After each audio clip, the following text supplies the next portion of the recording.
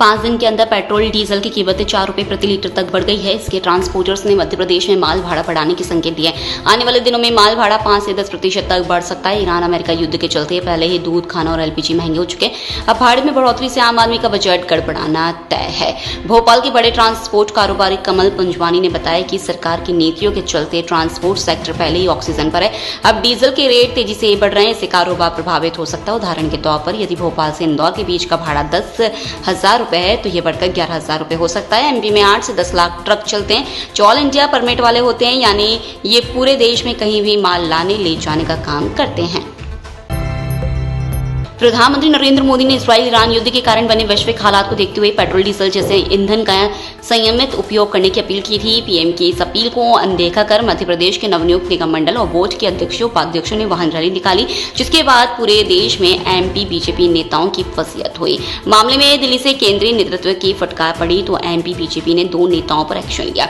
साथ ही कई नेताओं को हिदायत भी दी गई। वाहन रैलियों को लेकर आलोचना होने के बाद अब संगठन ने सख्ती दिखाई है। इसके बाद मंत्री, विधायक और सांसद भी इलेक्ट्रिक व्हीकल्स और सार्वजनिक परिवहन का उपयोग करते नजर आ रहे हैं। मध्य प्रदेश में बुधवार को दवा दुकानें बंद रहेंगी। सिर्फ अस्पताल के अंदर संचालित होने वाले मेडिकल स्टोर्स ही खुले रहेंगे।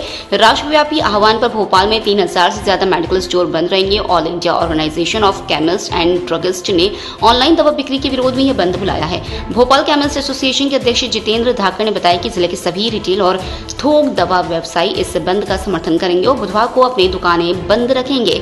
एसोसिएशन का कहना है कि यह मुद्दा सीधे आम लोगों की सेहत से जुड़ा है। घर घर पहुंच रही ऑनलाइन दवाओं की गुणवत्ता और निगरानी को लेकर अभी स्पष्ट सिस्टम नहीं है, जो गंभीर चिंता का विषय है।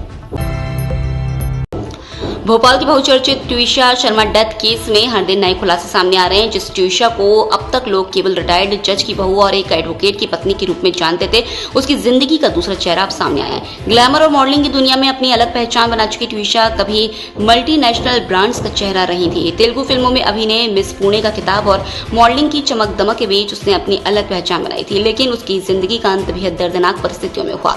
राजधानी के बाग मुगलिया स्टेशन में हुई ट्विशा शर्मा की आत्महत्या के मामले में 8 दिन बाद भी परिजनों ने अंतिम संस्कार के लिए शव लेने से इनकार कर दिया है। इधर पूर्व जज गिरिवाला सिंह द्वारा ट्विशा को ड्रग एडिक्ट बताए जाने पर मायके पक्ष ने इसे मृतक का चरित्र हनन करार दिया है।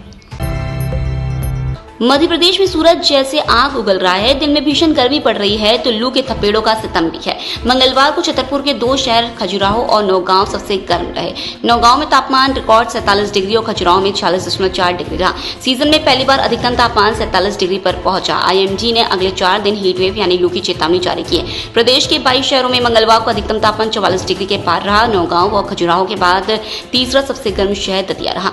यहाँ तापमान 45.8 डिग्री दर्ज किया गया। राजगढ़ में 45.6 डिग्री, दमोह में 45.5 डिग्री, शाजापुर, टीकमगढ़, गुना, सागर में 45.2 डिग्री, सतना में 45.1 डिग्री, मुरैना, शहडोल, रायसेन, रीवा, श्योपुर में 45 डिग्री, मंडला में 44.6 डिग्री, उमरिया में 44.5 डिग्री, खरगोन में 44.4 डिग्री, रतलाम में 44.2 डिग्री और खंडवा में 44.1 डिग्री रहा।